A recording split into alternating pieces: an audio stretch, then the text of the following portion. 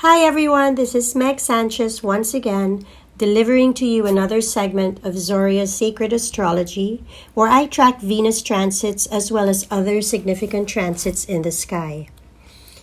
So, batten down the hatches because this end of the month brings in one major, potentially revolutionary, earth-shaking wake-up call as the North Node applies a conjunction to Uranus on July 31st. In a nutshell, the nodal axis related to karma and spiritual growth spurs an opportunity to step out of your comfort zone and make a firm decision to pinpoint and embrace your destined path. The exact meetup occurs on July 31st at 3:04 p.m. Eastern Time. That would be about 3:04 a.m. August 1st Philippine Time. But because the transit is slow-moving, you'll feel it as Uranus and the North Node come together and as they separate, which means as early as now until after its exact conjunction at the end of the month. And as it conjuncts with Mars, making a very rare triple conjunction, which has not happened since 324 BC, when Alexander the Great laid the foundation via conquest of the Hellenistic era. Now let's look more deeply into this matter. I'd like to give this episode some archetypal context because ultimately the cosmos speaks to us in metaphors and symbolisms. So Uranus in Taurus is currently fueling awakenings around our values, security, and comfort.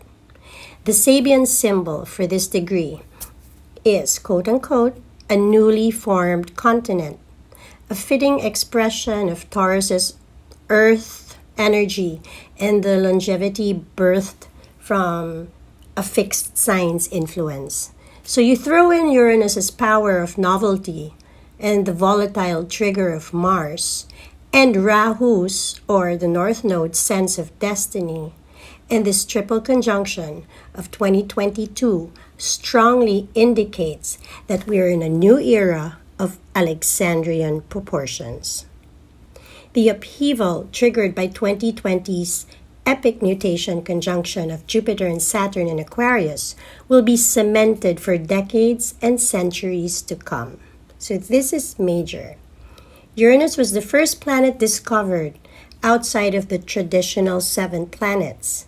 So for millennia, astrologers had used only the 5 visible planets and 2 luminaries. Uranus overthrows that order, thereby becoming the quintessential modern planet.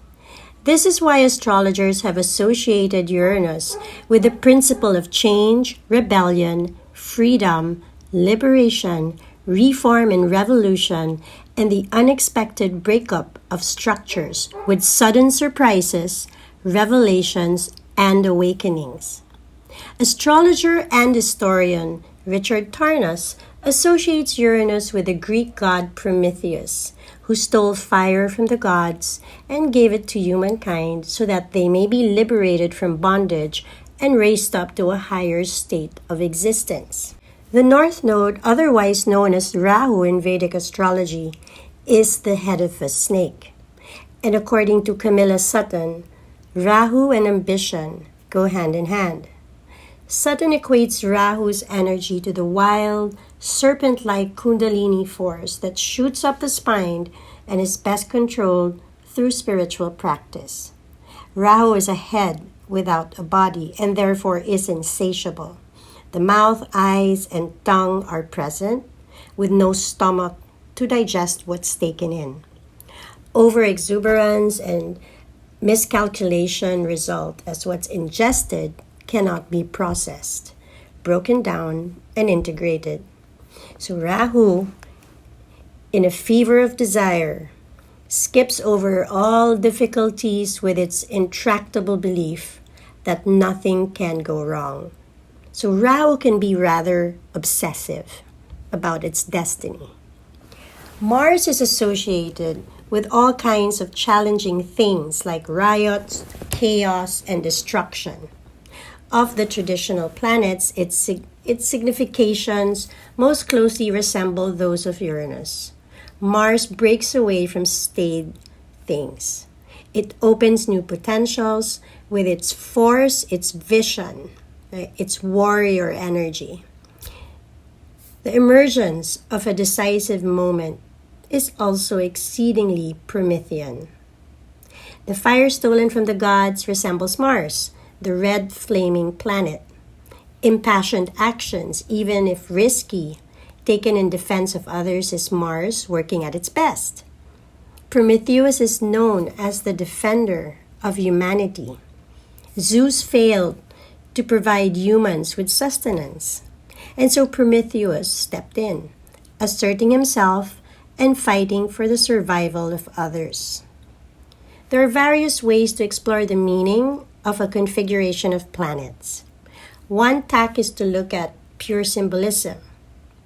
Uranus joining the North Node and Mars in Taurus would have us mixing the implications of those four energies. Uranus is unexpected shocks, Mars is explosive force, North Node is a destabilizing need for expansion, and Taurus, the fixed earth sign ruled by Venus, is saturation in bodily delight. Pulling these together, we might expect our physical space, where money, body, or home, to experience unexpected, potentially volatile shifts centered on appetites for more.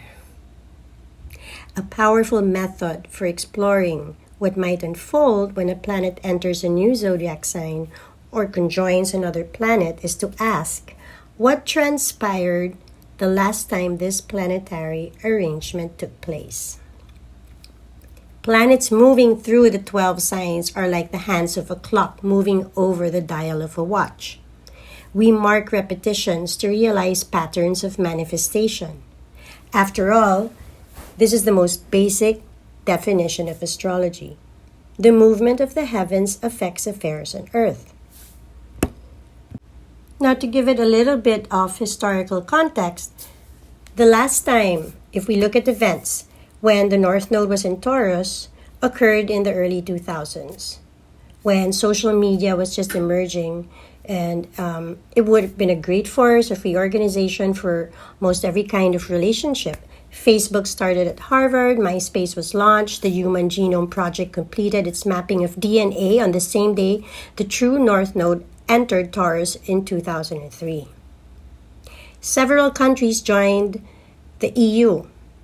The transit reorganized social and economic lives in a similar way to Uranus's transit through Taurus in the 1930s, but less destructive. And even though Uranus tends to shape trends and patterns on a global scale, its time in Taurus may fuel major epiphanies related to your relationships, sense of security, and how you define wealth. The nodes in Taurus and Scorpio are bringing up similar themes. So the North Node and the South Node are mathematical points in the sky where the orbit of the moon intersects the plane of the ecliptic, which is the apparent path of the sun among the constellations over the course of 12 months. And every 18 months or so, these nodes switch signs. They're always in opposite signs and they move backward through the zodiac.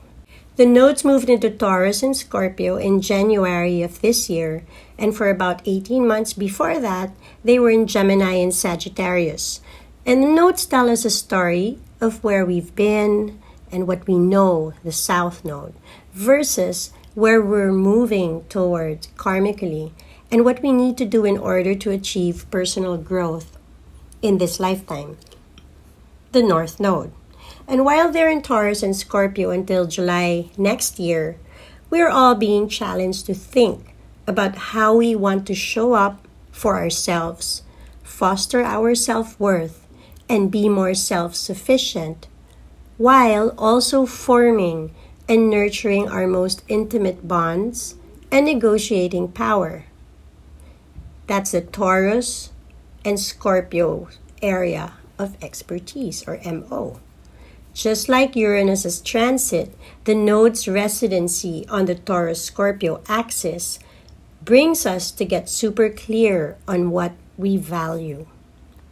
The meeting between Uranus and the North Node will host some fated awakenings, with Uranus's intent on opening your eyes and pushing you into the future, and the North Node geared toward helping you identify what you need to do to get where you're meant to be. Their meetup is setting up to be a truly shocking and spiritual moment. This could be compelled to re-envision what you find comfort and pleasure in, and redefine what brings you a sense of security. And remember, because Uranus is the ruler of Aquarius, a humanitarian air sign that's deeply community-oriented, this transit could lead to exciting realizations about how you want to show up for others and tap into your inner strength to make the world cozier for others in some way.